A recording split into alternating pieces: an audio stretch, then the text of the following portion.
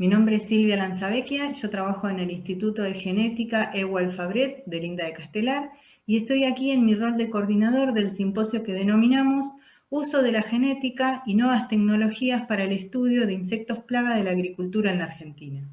Primeramente, me gustaría agradecer a las autoridades de la Sociedad Argentina de Genética y a los organizadores de la edición 48 del Congreso Argentino de Genética por darnos este espacio para la presentación del simposio.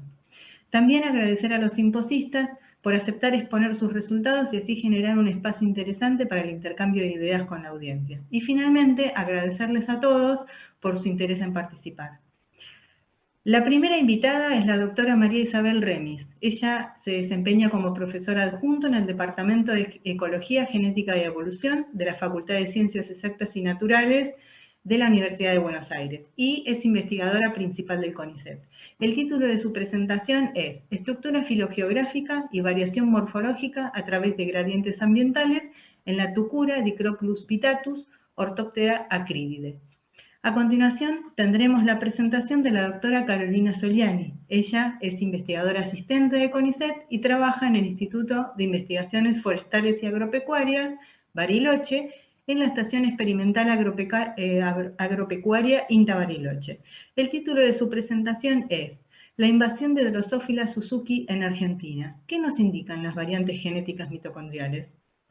Seguidamente tendremos la disertación del doctor Joel Arniodo. Él es investigador independiente de CONICET y también investigador de INTA y su lugar de trabajo es el Instituto de Microbiología y Zoología Agrícola de INTA Castelar.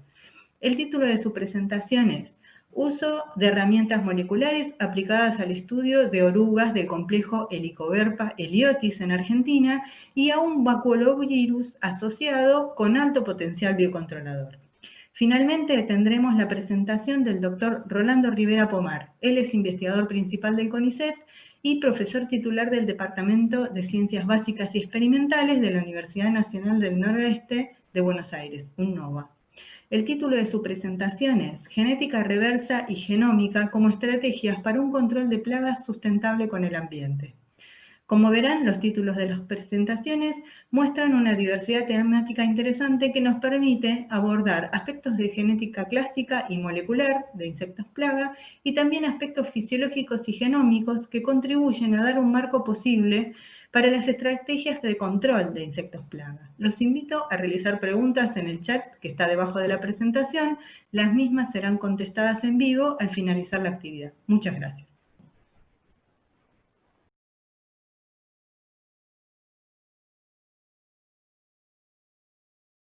Buenas tardes. Antes que nada, quiero agradecer a las autoridades de la Sociedad Argentina de Genética y a la doctora Silvia Lanzavecchia por haberme invitado a participar en este simposio. Hoy voy a hablar de la estructura filogeográfica y la variación morfológica a través de gradientes ambientales en la tucura Dicroplus vittatus. Dentro de los insectos sudamericanos con importancia agronómica se encuentra la tucura Dicroplus vittatus, reconocida por sus rápidos incrementos en los tamaños poblacionales y en la distribución geográfica, debido a su capacidad colonizadora en ambientes cultivados y modificados. Las poblaciones argentinas de esta tucura se caracterizan por presentar dimorfismo alar. ¿Esto qué quiere decir?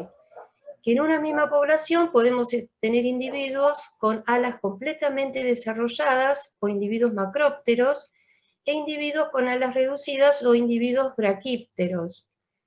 El dimorfismo alar es un fenómeno muy frecuente en insectos y está asociado con características relacionadas con la dispersión y la reproducción. Es por eso que estudiar la incidencia del morfo alar es muy importante tener en cuenta en los insectos plaga. Dicroplus vittatus puede causar pérdidas considerables en forrajes y cultivos. Actualmente, la forma de controlar los brotes o crecimientos poblacionales es casi exclusivamente a través del control químico. Sin embargo, el impacto y los efectos secundarios del control químico llevan a que se deban o se necesiten desarrollar alternativas más amigables con el ambiente.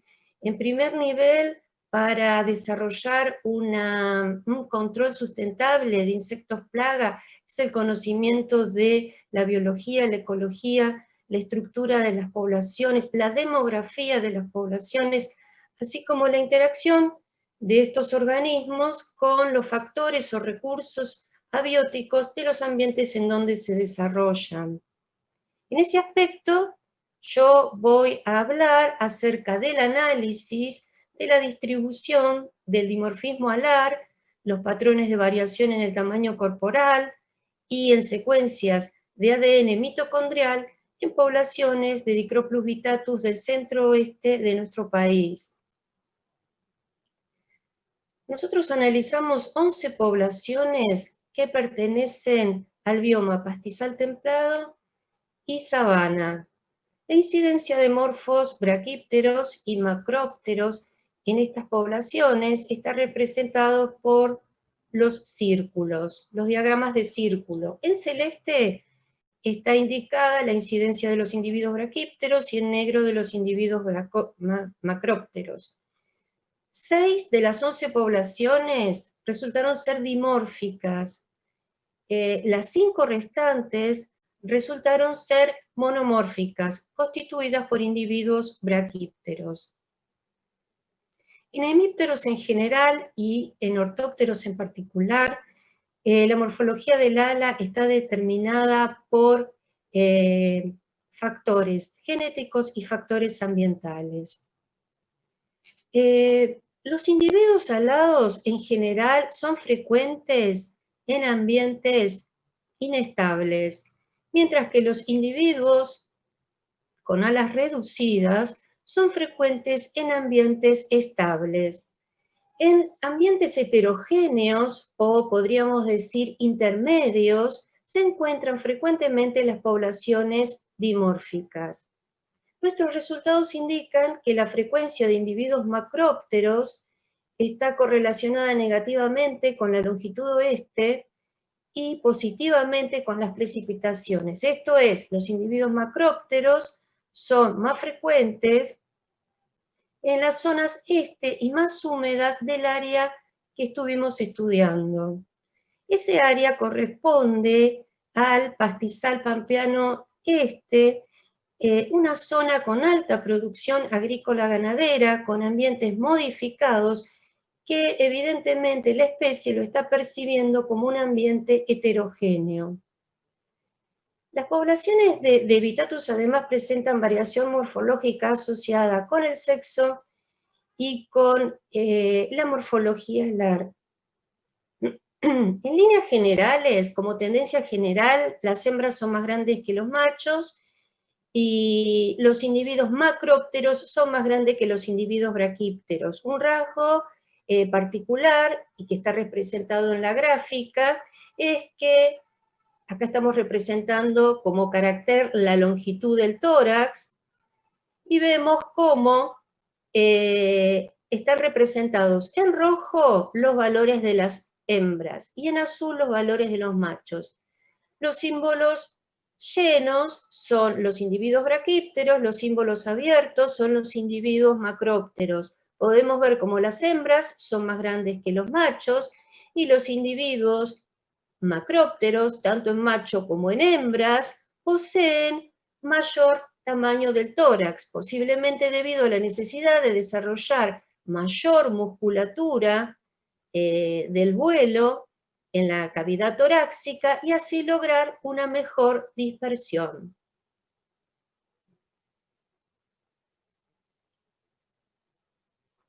Estudiamos también la variación genética a nivel del ADN mitocondrial con el propósito de evaluar cómo los factores históricos afectaron la estructura de las poblaciones y la demografía de las mismas. El estudio de secuencias de un fragmento del gen citocromo oxidasa 1 en 167 individuos de la zona identificaron 9 haplotipos. 6 haplotipos son comunes a la región del bioma pastizal y sabana, y 3 son haplotipos privados. 2 haplotipos pertenecen a sabana y un haplotipo pertenece a pastizal. Se analizó la diversidad genética de las poblaciones, analizando y estimando la diversidad haplotípica y la diversidad nucleotídica. En líneas generales, la diversidad genética en estas poblaciones de esta especie son bajas en comparación a otras especies de insectos. En general podemos ver que la diversidad en sabana es más alta que la diversidad en pastizal. Dentro de sabana, la población de la localidad de La Toma, que está señalada, es la que presenta los mayores valores de diversidad nucleotídica y haplotípica, mientras que en el pastizal, las poblaciones de Santa Rosa y General Hacha son las que presentan mayor diversidad nucleotídica y haplotípica respectivamente. El análisis de la variación molecular jerarquizado, ya sea analizando el índice FST que considera las frecuencias de los haplotipos, como considerando el índice FIST que considera tanto la frecuencia de los haplotipos como la divergencia entre ellos, detectó divergencia genética significativa entre biomas, entre poblaciones y dentro de poblaciones.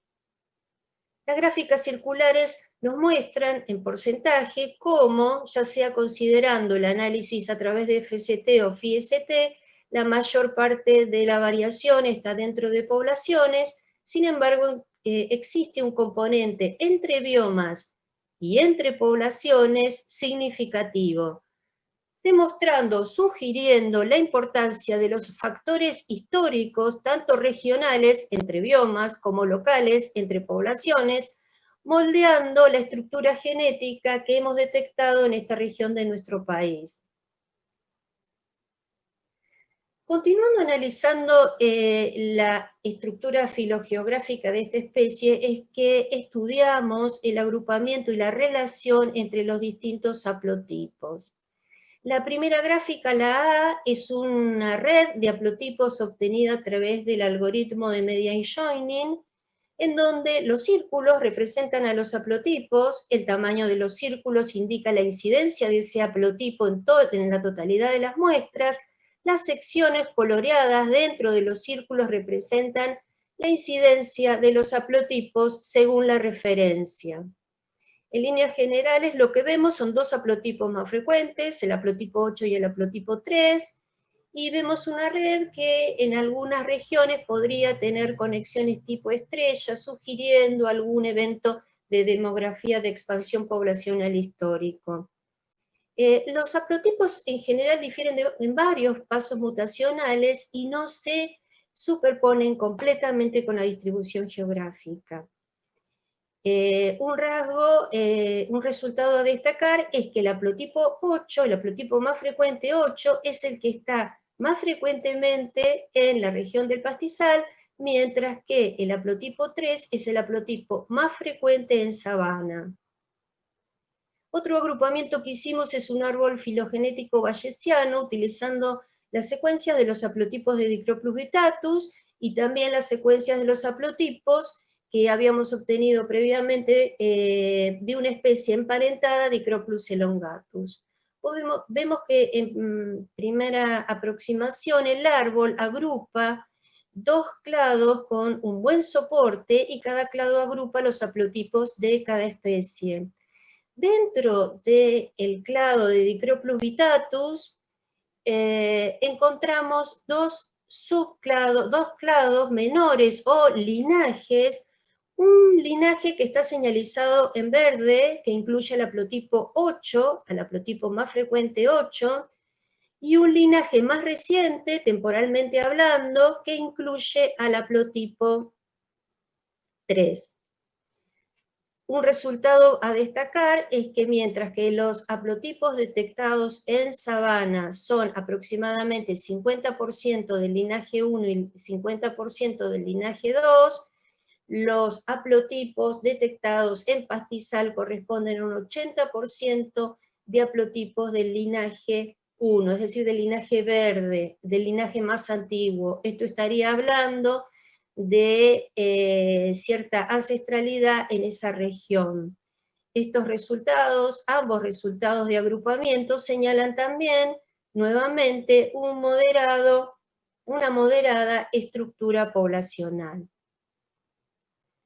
Con el propósito de estudiar la demografía histórica, es que estudiamos y analizamos la distribución de diferencias pareadas entre pares de haplotipos, comúnmente llamada distribución mismatch.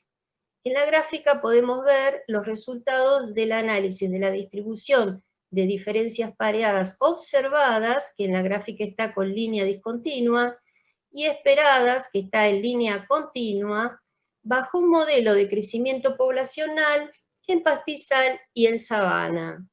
Como vemos, la distribución observada en pastizal es irregular, no corresponde con la esperada bajo un crecimiento, un modelo de crecimiento poblacional, sugiriendo una aparente estabilidad demográfica en la región.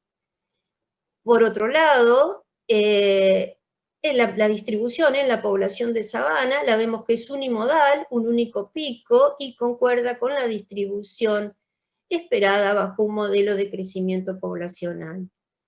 También analizamos el índice de irregularidad o el índice de Harpending, que evalúa los cambios demográficos bajo la hipótesis H0, la hipótesis nula de estabilidad temporal.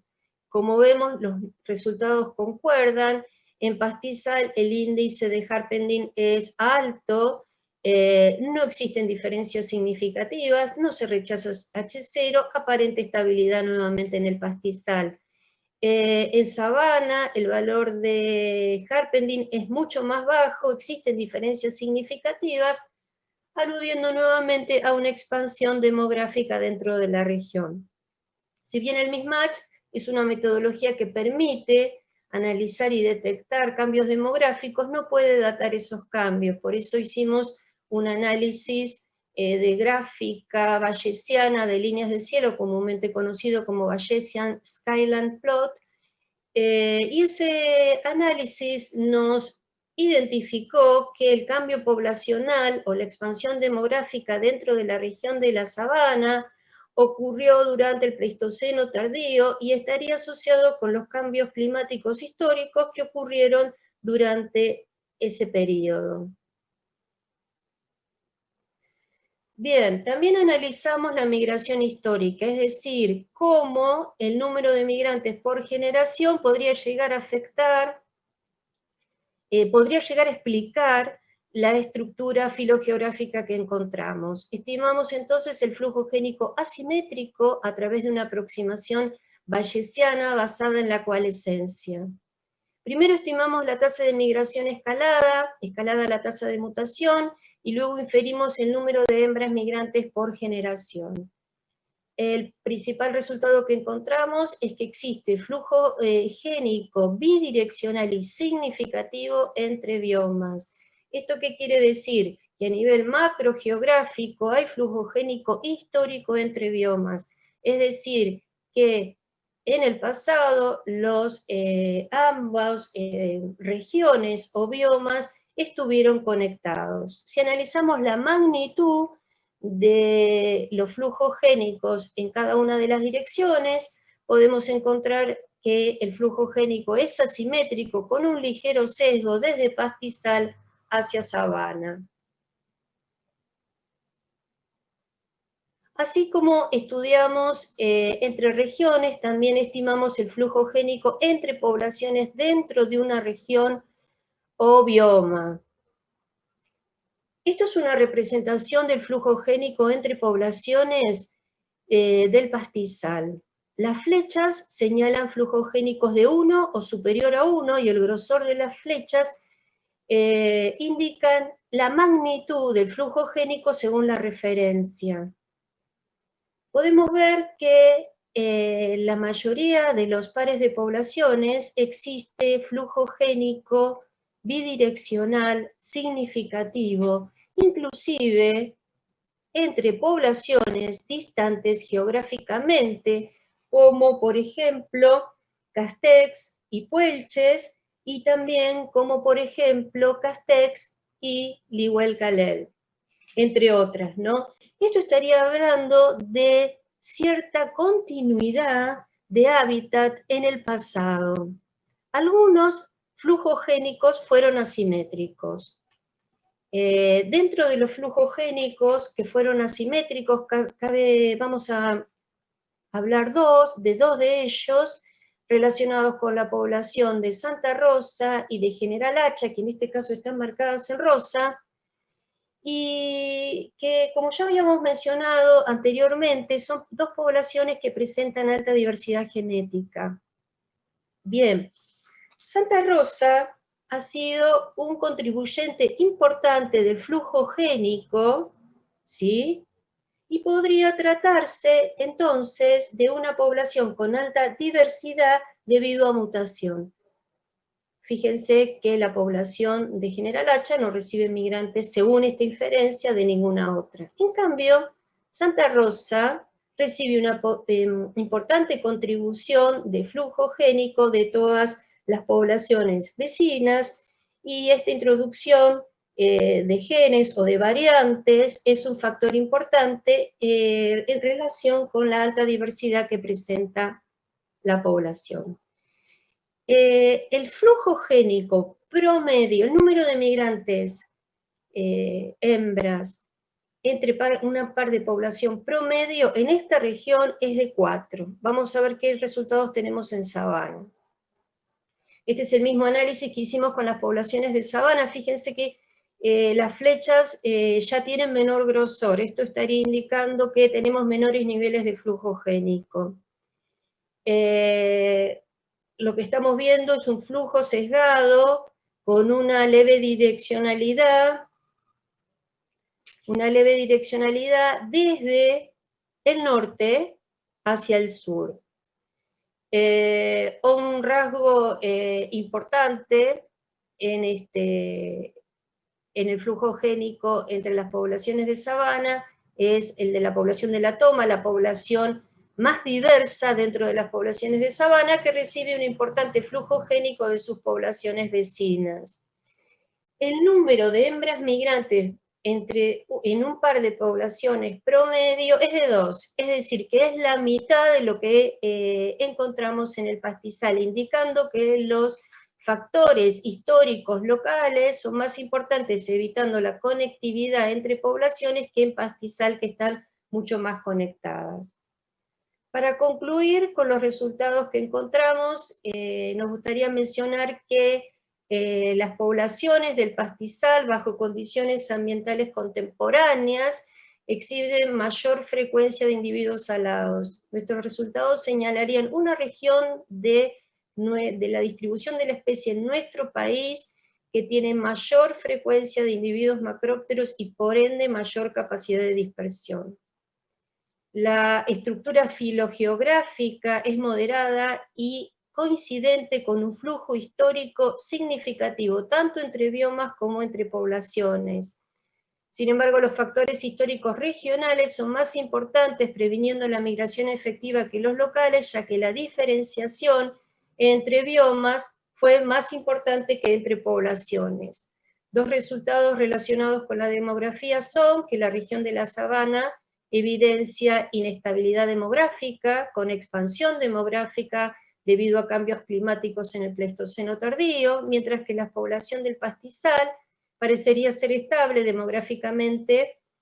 Podría llegar a tratarse de una región con mayor antigüedad y con mayor conectividad histórica entre sus poblaciones.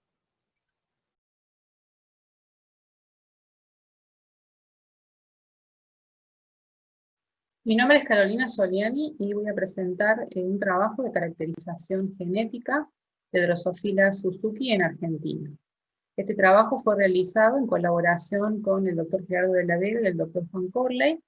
Todos somos miembros del IFAB, Instituto de Investigaciones Forestales Agropecuarias de Bariloche, un instituto de doble dependencia INTA-CONICET de reciente creación. Esta especie Es una especie reconocida a nivel mundial por ser invasora de frutas finas, y ha sido noticia justamente en todo el mundo por su presencia en cultivos de frutales. No solamente es una alerta para los productores de frutas finas, sino también para todos los organismos nacionales que se dedican al control de especies plagas y al saneamiento de estas especies a nivel nacional. Esta es una mosquita del orden Diptera y de la familia Drosophilidae.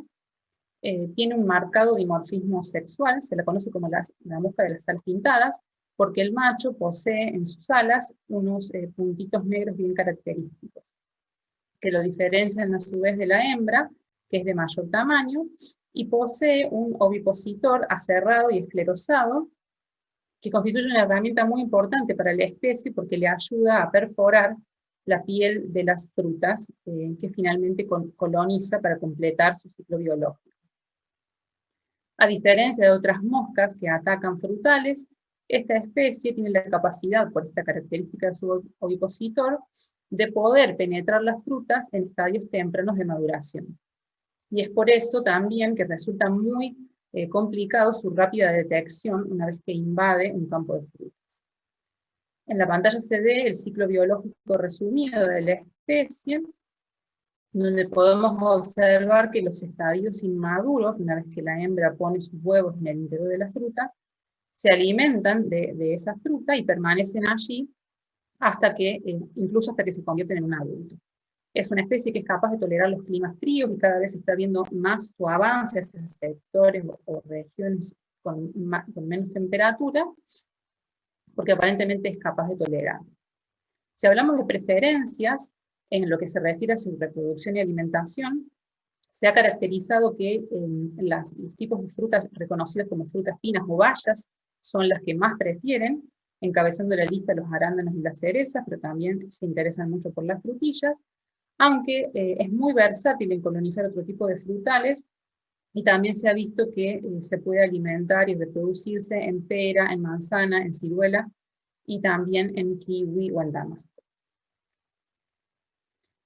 Hoy Drosophila suzuki se encuentra distribuida en todo el mundo, pero su centro de origen es el este de Asia, en Corea y China, y posteriormente invadió la isla de Japón.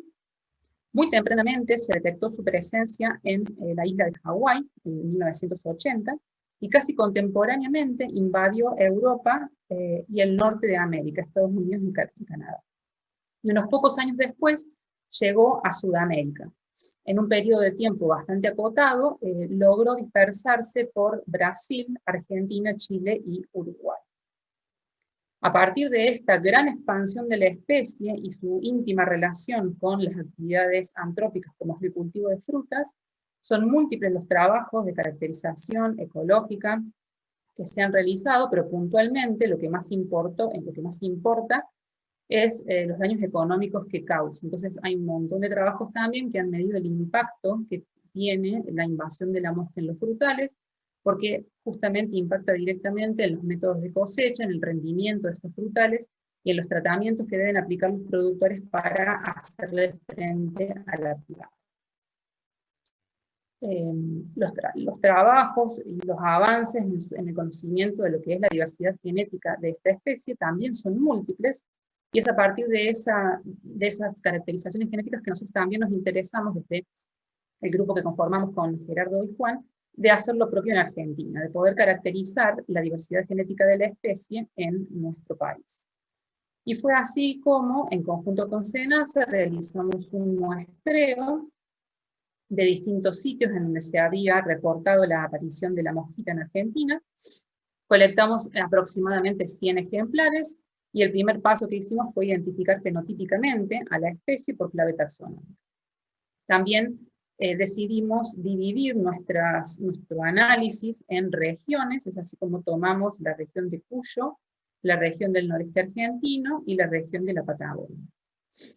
Nuestra intención era, como les decía, caracterizar la diversidad genética de la especie y poder comparar estos resultados con lo reportado en otras regiones del mundo, principalmente el área nativa, y las regiones que posteriormente fueron colonizadas por la especie. Es decir, es una comparación global de los patrones genéticos. Ya en el laboratorio hicimos los procedimientos clásicos de extracción de ADN, basados en un protocolo de extracción salina, y decidimos utilizar para esta caracterización genética el fragmento de citocromo oxidasa 1, un fragmento mitocondrial, para el cual ya había una descripción para la especie y primers muy específicos desarrollados, y así fue como secuenciamos este fragmento en nuestras muestras. Hicimos un análisis de las secuencias, filtramos por calidad, analizamos los polimorfismos, hicimos alineamientos, nos quedamos con 22 secuencias de nuestro país, y con estas secuencias lo que hicimos fue agregar un conjunto de datos bajados del GenBank, ¿sí? Asociados a las publicaciones que estaban disponibles en ese momento. Tomamos una secuencia más del dato del Banco Genético de Argentina, después tomamos de Brasil, de Canadá, de Estados Unidos, de Italia, de la península ibérica, de Serbia, de Ucrania, de la India, y de todo lo que es llamado el centro de origen, Japón, Corea y China. Nos quedamos con un set de datos bastante amplio de 460 secuencias de Drosophila subsp. ¿Cuáles fueron nuestros principales resultados? En lo que se refiere a la identificación de haplotipos y su distribución a nivel mundial, acá presento un recorte de los resultados, porque este no es el total de haplotipos que encontramos en nuestro análisis, sino que es muy superior, solo que decidimos concentrarnos en aquellas variantes genéticas que tenían más amplia distribución, es decir, que al menos estaban presentes en 3 regiones del mundo. Y así fue como encontramos que en el centro de origen se encuentra la mayor diversidad genética o haplotípica para la especie, con 83 haplotipos exclusivos. Luego tenemos en Europa menos cantidad de variantes y en algunos países un único haplotipo fijado. También en Estados Unidos encontramos un haplotipo exclusivo del este de América. Y luego en lo que es América del Norte y América del Sur, encontramos prácticamente las mismas variantes, con distinto grado de aparición, distintas frecuencias. Si nosotros vemos en un panorama global de toda la variación genética encontrada, es decir, no haciendo un recorte de aquellos haplotipos presentes en 3 regiones, sino en total, en este diagrama de Venn está representado, Asia es la región más rica en haplotipos, con muchas variantes exclusivas y unas menos compartidas con otras regiones. Acá en el centro se pueden ver los 2 haplotipos que están presentes en todo el mundo, y otros 2 que son muy abundantes en muchas de las regiones analizadas. Estos 4 haplotipos son los que están presentes en Argentina. Para hacer un análisis más minucioso de lo que encontramos en nuestro país, acá les presento los resultados. En el cuadro superior derecho se ve la red de haplotipos, es muy compleja porque tiene una gran cantidad de variantes, pero lo que se puede resumir de aquí es que hay 2 haplotipos muy frecuentes y ampliamente distribuidos, con otros 2 que los secundan, y una gran cantidad de haplotipos derivados. Para centrarnos en Argentina, lo que nosotros encontramos es que hay un haplotipo denominado H1, que solo está presente en nuestra región de Cuyo, y que además está presente en Brasil, Estados Unidos y Asia.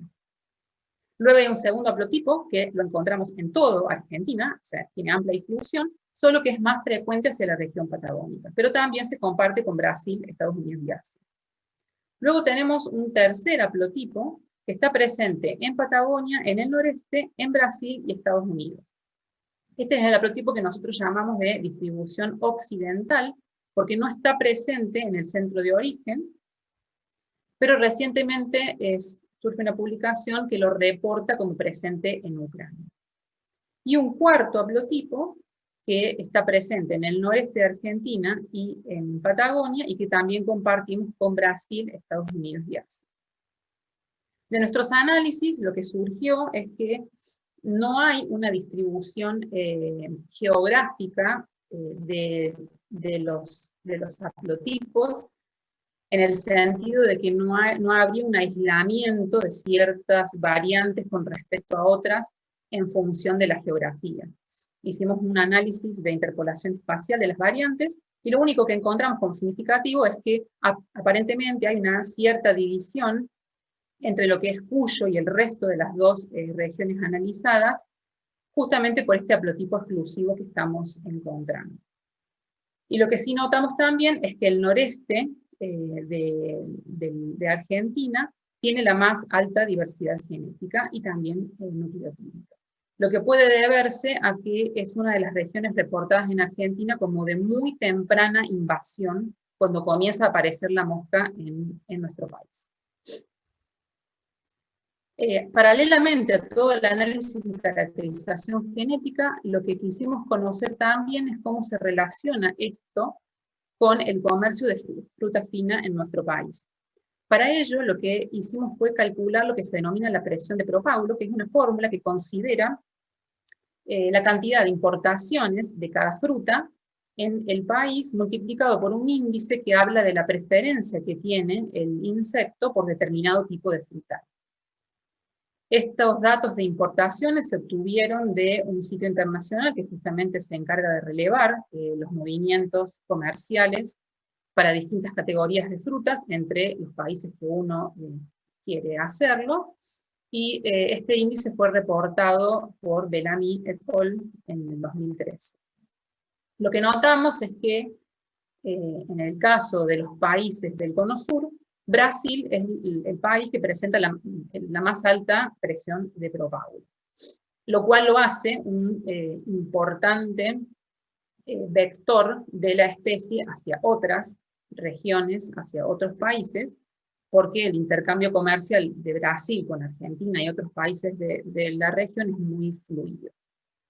Si ahora nosotros graficamos este comercio de fruta fina entre Argentina, los países de Sudamérica y las otras regiones como Europa, Asia y Estados Unidos, lo que vemos es que el comercio es muy fluido. Aquí en el gráfico estamos mostrando importaciones y exportaciones, solo que con las flechas negras estamos marcando cuáles son las importaciones hacia Argentina. Las importaciones hacia Argentina son principalmente de Estados Unidos, de Brasil y de Chile. En el caso de Estados Unidos y Chile, lo que más llega a Argentina son las cerezas, y en el caso de Brasil, las frutillas y algunas otras bayas. Y luego Argentina se relaciona con otras regiones del mundo, no solamente con el centro de origen, sino con regiones invadidas, por las exportaciones que realiza Argentina. De todas maneras, esta comercialización de fruta fina se explica mayoritariamente por la proporción de exportaciones e importaciones de cereza. Esta es la principal fruta que se mueve entre Argentina y otros países, por lo tanto el principal vector de Drosophila suzuki hacia adentro y hacia afuera de Argentina. Y una menor proporción de este comercio de frutas está dado por otro tipo de frutales, como la frambuesa, los arándanos, las moras y las frutillas. Es decir que nosotros, en este trabajo, lo que logramos hacer es unir los patrones de diversidad genética que encontramos para Drosophila suzuki en Argentina, al menos una caracterización inicial de esta diversidad genética, y el comercio de fruta que existe en nuestro país. Con una buena correspondencia, en el sentido de que lo que nosotros logramos ver es que la llegada de fruta, principalmente cereza, hacia Argentina, que proviene de dos fuentes principales, Estados Unidos y Chile, podría estarnos hablando de un primer potencial ingreso de la mosca en Argentina. Y en segunda instancia, la gran presión de propágulo que tiene Brasil y todo lo que nosotros desde Argentina traemos desde este país, otra fuente probable de ingreso del insecto.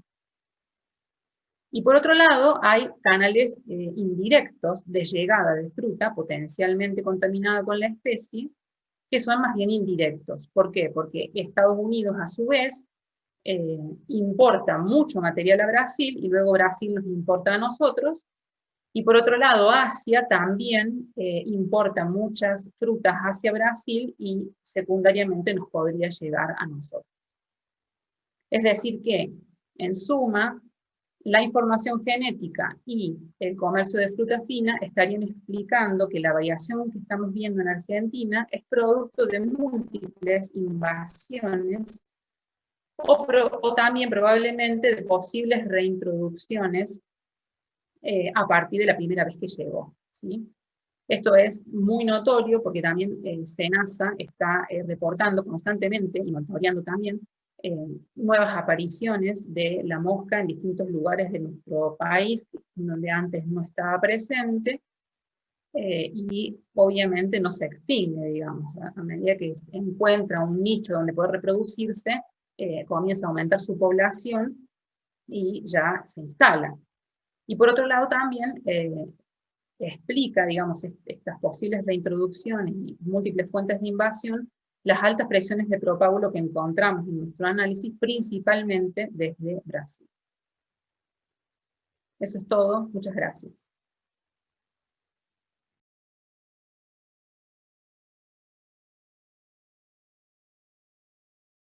Buenas tardes, gracias a los organizadores por la invitación.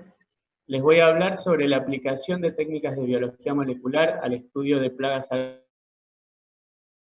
agrícolas y a los afectantes. En este caso vamos a hablar sobre especies del género Helicoverpa. El género Helicoverpa está compuesto por varias especies polífagas, son lepidópteros.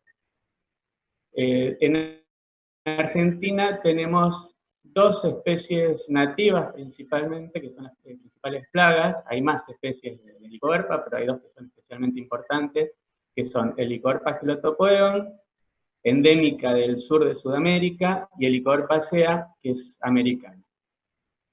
Y además está la exótica Helicoverpa armígera, que es una de las plagas más devastadoras del mundo, tiene una distribución mundial, estaba restringida al Viejo Mundo y a Oceanía, y durante la última década fue detectada primero en Brasil y sucesivamente en varios países de la región.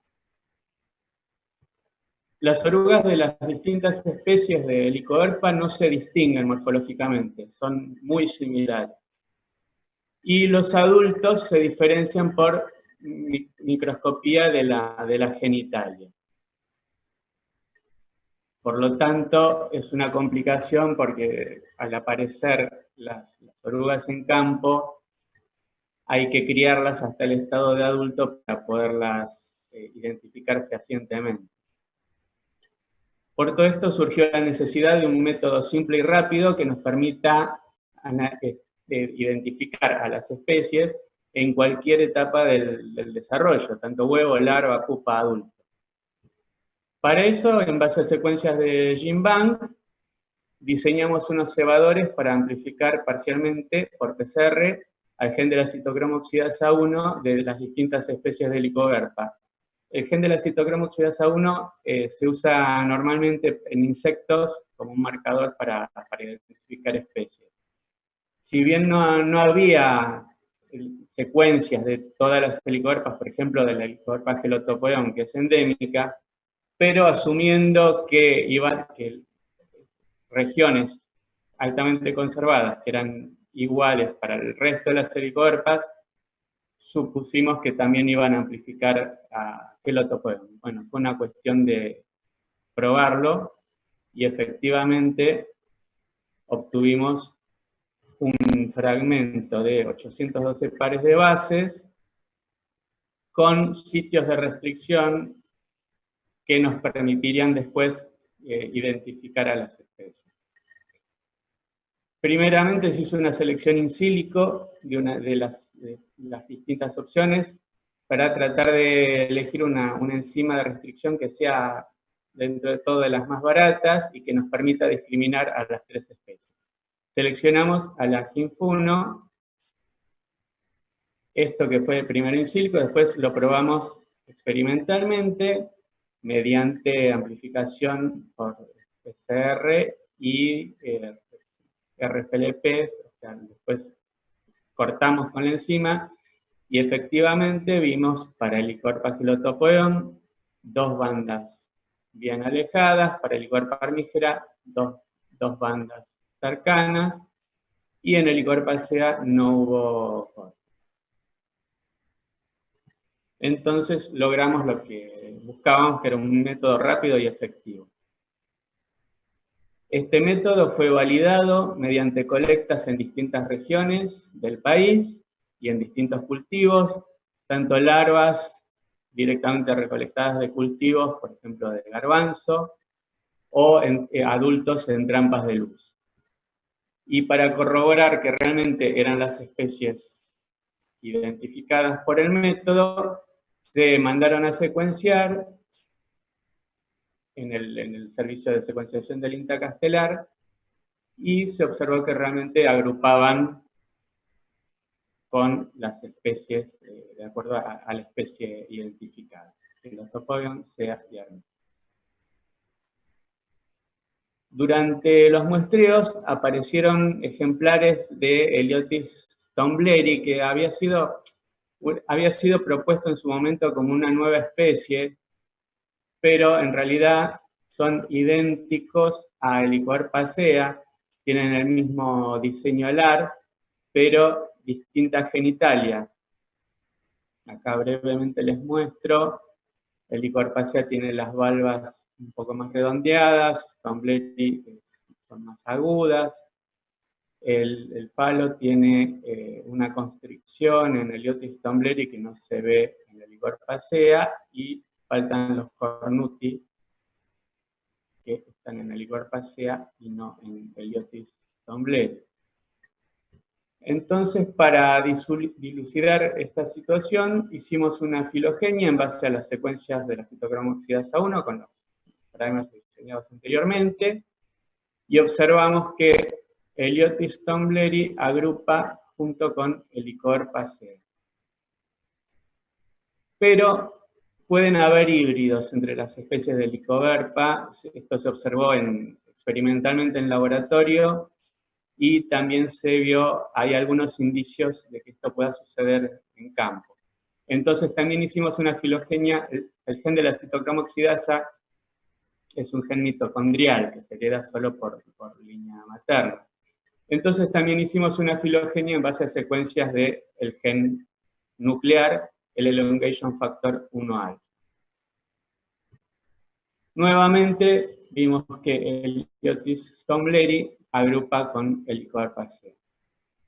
Es decir, corroboramos que Heliotis stonebleri es en realidad una forma anormal, con una genitalia distinta, de Helicoverpa sea.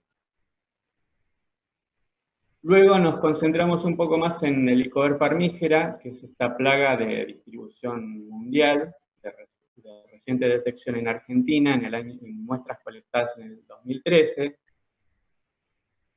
Nos interesaba saber qué grado de variabilidad genética había en el país. Todavía está en bajo número, entonces fue bastante complicado conseguir larvas y adultos de distintas regiones. Hicieron las colectas, se aplicó la técnica de PCR-RFLP que les mencioné antes para identificar el Helicoverpa armígera. Una vez identificados los ejemplares, se amplificó y secuenció parcialmente el gen de la citocromo oxidasa 1, y además otro gen mitocondrial, que es el gen de la citocromo B. Acá hay un cuadro donde tenemos las distintas colectas a lo largo del país, en distintos años y en distintos cultivos. Encontramos que, referido al gen de la citocromo oxidasa 1, hay varios haplotipos. La mayoría también ocurren en países vecinos, lo que podría estar indicando algún tipo de migración a relativamente corta distancia. Estos insectos pueden desplazarse hasta cientos de kilómetros. Encontramos un haplotipo que es exclusivo, solamente fue encontrado en Chaco y en ningún otro lugar del mundo. Evidentemente, como se trata de una plaga introducida, es lógico pensar que en realidad se trata de un haplotipo de muy baja frecuencia que todavía no fue detectado en los países de origen de la plaga. En cuanto al citocromo B, también encontramos haplotipos de distribución mundial, uno de ellos muy raro, solo reportado hasta ahora en Australia, Uganda y Brasil.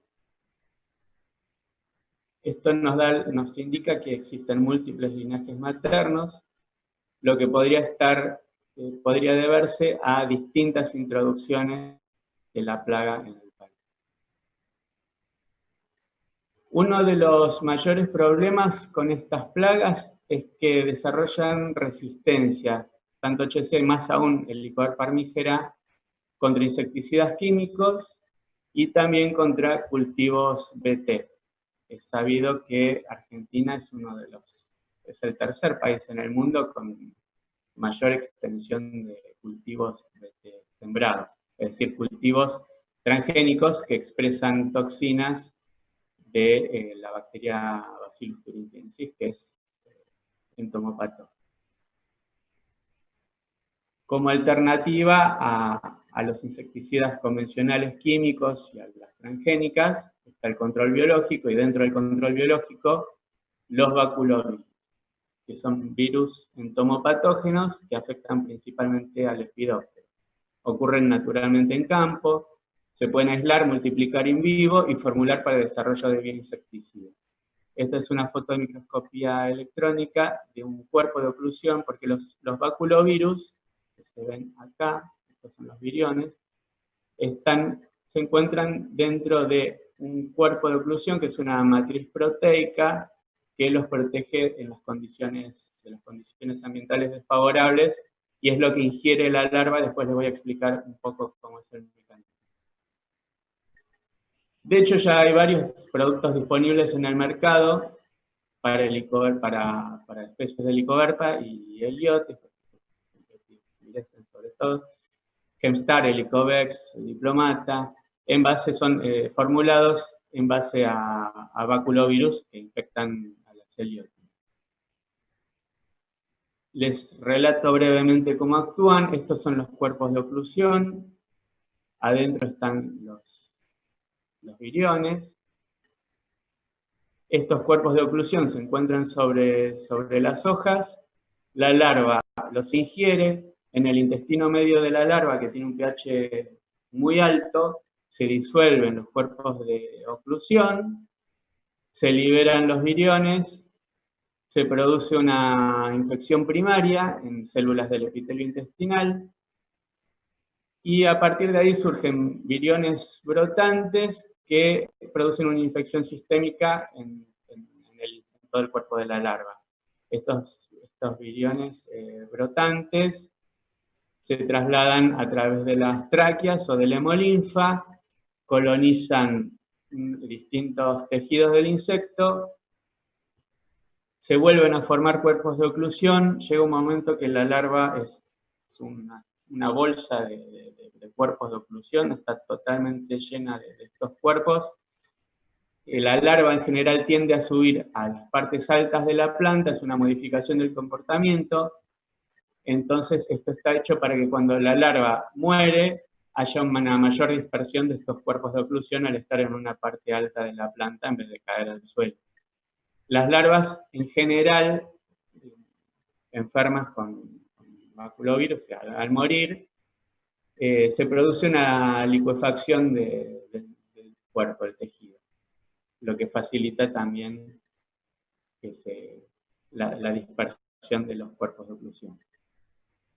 En paralelo a todos estos estudios que estuvimos haciendo, de genética de las plagas, aislamos y caracterizamos un nuevo nucleopoliodrovirus a partir de Helicoverpa gelotopodum, que fue encontrado en crías artificiales en Córdoba, en una cría diezmada que mostraba los típicos síntomas de infección por baculovirus, que era lo que les comentaba antes.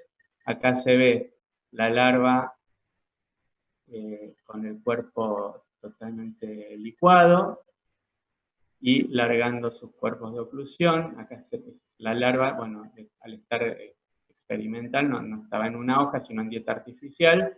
Igual subió a la parte alta del tarrito y ahí murió y se desintegró. Se confirmó la identidad del hospedador, como era la primera vez que se encontraba un virus en el Helicoverpa skelotopoeon y las larvas estaban totalmente destruidas.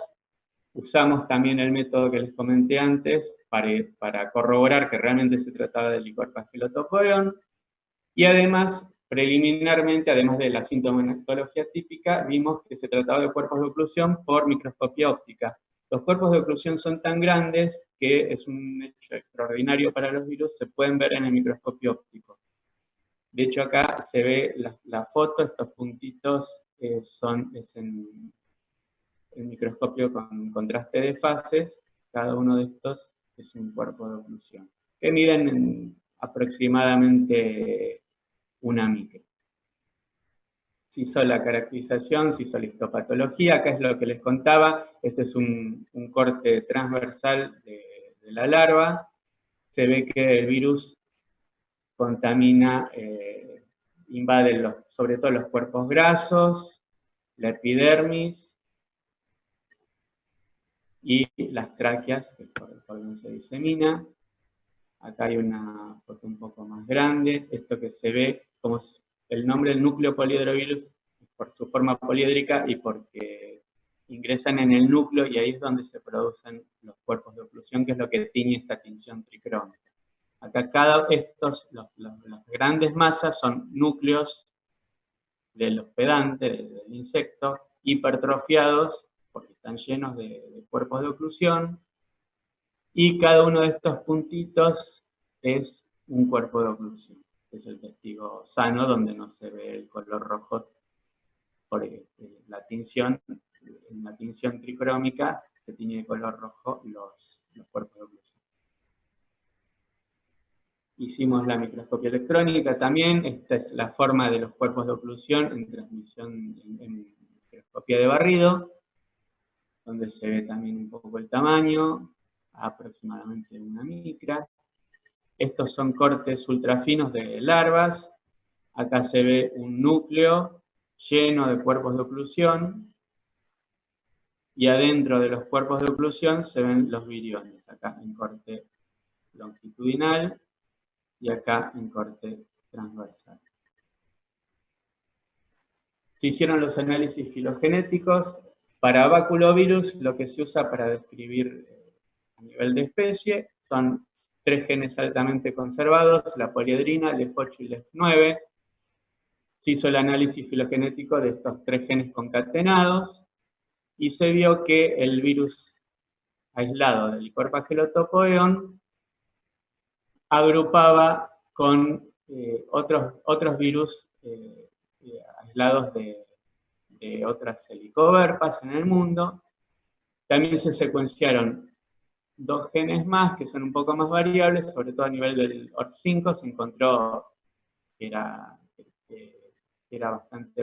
tenía características propias, pero se trata de una variante de Helicoverpa armígera, núcleo poliedrovirus, que es la especie que agrupa a todos estos aislados de Helicoverpa, anteriormente de Helicoverpa sea, de Heliotis virescens, Helicoverpa armígera, y bueno, se agrega ahora el caracterizado a partir del Helicoverpa skelotopoeon. Se hicieron bioensayos de infectividad para ver cómo actuaba el virus sobre las larvas, qué potencial tenía como bioinsecticida, a través de lo que se llama el método de la gota, drop feeding method, que es poner en una concentración conocida con colorante, una concentración conocida del virus con colorante, se pone a las larvas a tomar, ellas van hacia la gota con el virus, con azúcar como fagoestimulante, ellas toman en general hasta la mitad de su cuerpo, entonces pesándolas antes y después uno sabe cuánto toman y con una concentración conocida sabe cuántos cuerpos de oclusión tomaron. Bueno, esta es la foto del cadáver licuado después de morir. Y acá vemos que incluso con dosis bajísimas de 2 cuerpos de oclusión, se obtiene una alta mortalidad en aproximadamente 4 días. Obviamente, estos biocontroladores actúan más lento que lo que puede ser un insecticida de contacto. Entonces corroboramos que tiene una alta letalidad, comparable con otros aislamientos previamente caracterizados del Parmigiara nucleopoliedrovirus, que ya están siendo utilizados para el desarrollo de insecticidas, lo cual lo hace un buen candidato para controlar a el otopodeón y a otras helicoverpas. Les agradezco mucho la atención. Bueno, les quiero comentar que colaboraron distintas personas en estos trabajos. Del INTA Marcos Juárez, Emilia Balbi y Fernando Flores. Emilia hizo su tesis de maestría con la caracterización del género Helicoverpa en cultivos del centro de Argentina. Leticia Ferrelli del IBBM, Patricia Fichetti de la Universidad Nacional de Córdoba, de la Facultad de Ciencias Agropecuarias, del INTA Castelar, Catalina Taibo, Daniela Tosto, Alicia Yoco de Cap y quien sabe. Muchas gracias por la atención.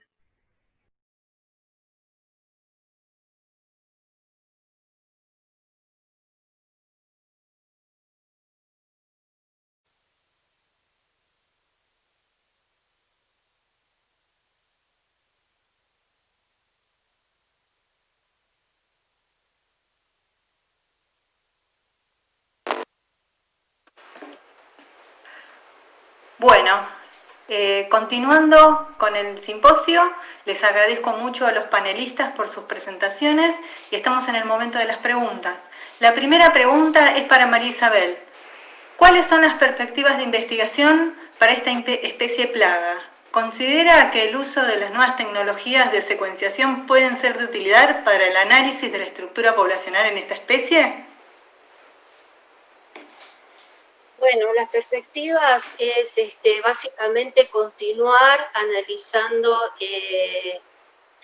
otras regiones del genoma mitocondrial para verificar los factores que pueden impedir la conectividad, factores históricos que pueden impedir la conectividad entre las poblaciones, ampliando el número de poblaciones analizadas y también comenzar con el estudio de realizar estudios de secuencias de nueva generación con el propósito de encontrar marcadores que nos permitan inferir la estima del flujo génico en un ambiente contemporáneo y también detectar marcadores que permitan evidenciar la firma de la selección natural, y con esto tendríamos entonces un pantallazo general de la conectividad de las poblaciones a través de factores históricos, de factores contemporáneos, de la adaptación del organismo al medio, y con eso habría que tener en cuenta, y con esto voy terminando, un rasgo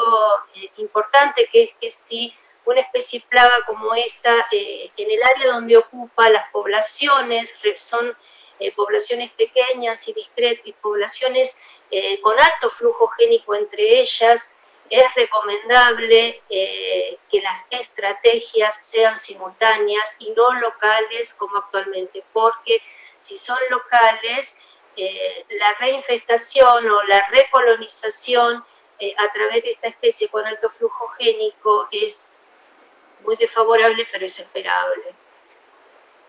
Bueno, muchas gracias, María Isabel.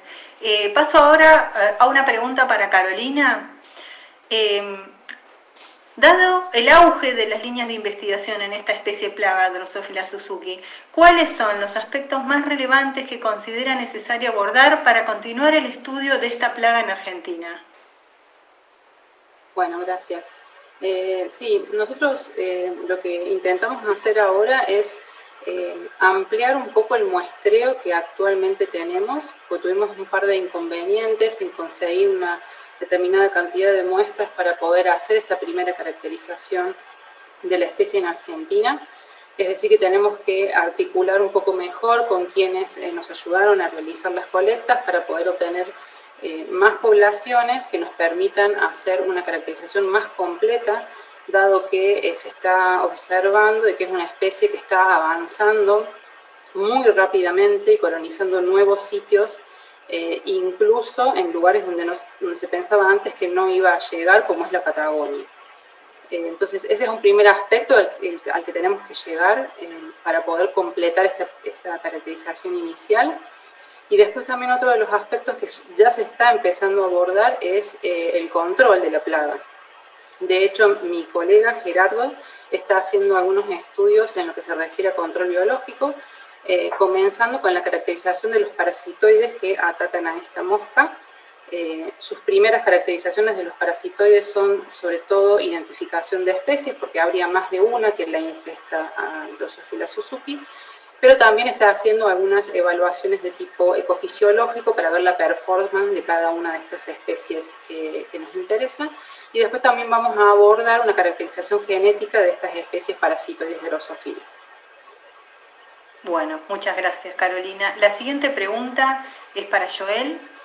La diversidad genética encontrada en las especies de Lycoverpa estudiadas pueden ser un factor importante a considerar en el momento del desarrollo o actualización de las técnicas de control.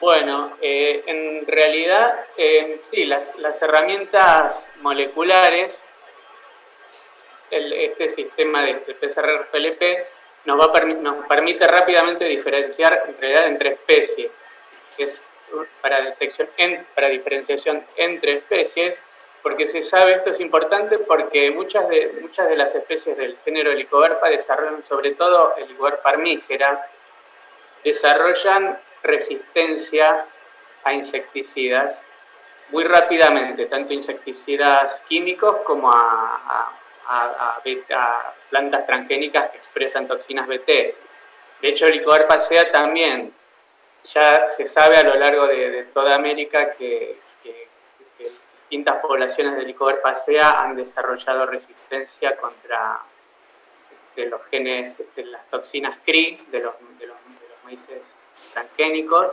y ya también está empezando a haber resistencia contra toxinas VIP.